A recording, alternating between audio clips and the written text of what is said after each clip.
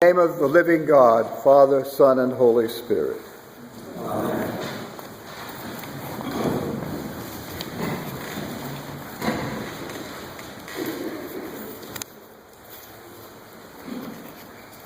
Friday morning at 11 o'clock, a throng of people filled Grace Cathedral.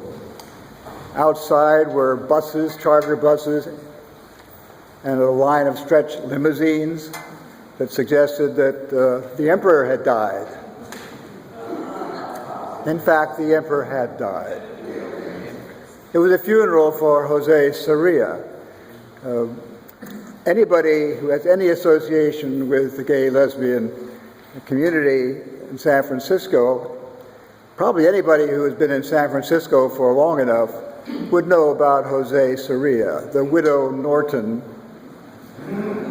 the great emperor of San Francisco, the absolute emperor or empress of San Francisco, take your choice. What an amazing event this was. The cathedral was full of people. As the Chronicle says, it was an amazing mixture of the pomp of the Episcopal Church and the flamboyance of the community that came to gather around the coffin. Figures dressed in black, veiled, trains of dresses. It was a scene that really came from some Metro-Goldwyn-Mayer movie. And there was the coffin with the cathedral pall on it, and sitting on top of it demurely was a small crown. Inside the coffin was the body of a very short, pudgy, not very attractive man who always had to wear glasses. Who was this man? What did he represent? Why the crowd of people who come from all over the country to witness to his death? When you talk in the gospel or in the Bible about choosing life and death, there's something about that in what I was witnessing, and all of us were witnessing that day. Here was a little man who had come out as gay in the days when one could not do that. Here was a man who was a waiter at the bar and restaurant to which everybody wanted to go who was gay or lesbian, transgendered, or queer, back in the 50s and 60s, to hear him sing Carmen. He was a diva. He was a waiter. And here he was in a coffin at the greatest of all possible state funerals at Grace Cathedral. So what is going on when this happens? A smaller-than-life figure becomes a larger-than-life figure. Is it just that we need larger-than-life figures? Well, it might be, I think, some of that. But it's more than that. It's in fact true that Jose became a larger-than-life figure. He chose life.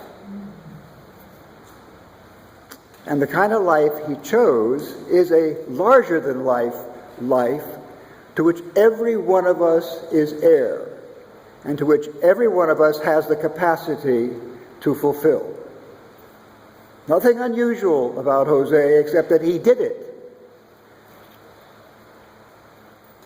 But the other thing that was amazing was, and he would be the first to say this, that what he did was to create what he called a family.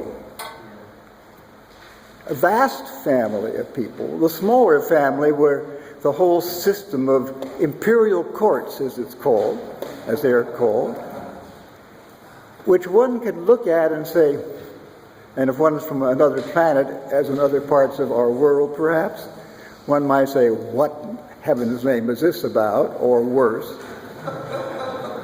But when one sees this family, one knows one is seeing an immense gathering and flowering of generosity, of courage, to be different in the midst of adversity, to be honest about who one is and wants to be.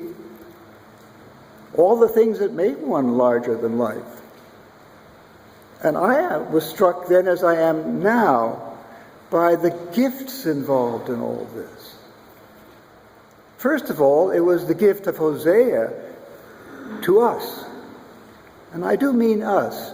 You may sit here and think, I'm not going to go and drag down the street. That doesn't mean that you're not part of the us who benefited, because everyone has benefited in an entire community when the marginalized benefit.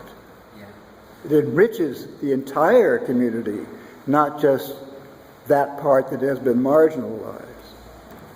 Hosea did something for all of us that every one of us could be grateful for. So there's the gift that he gave.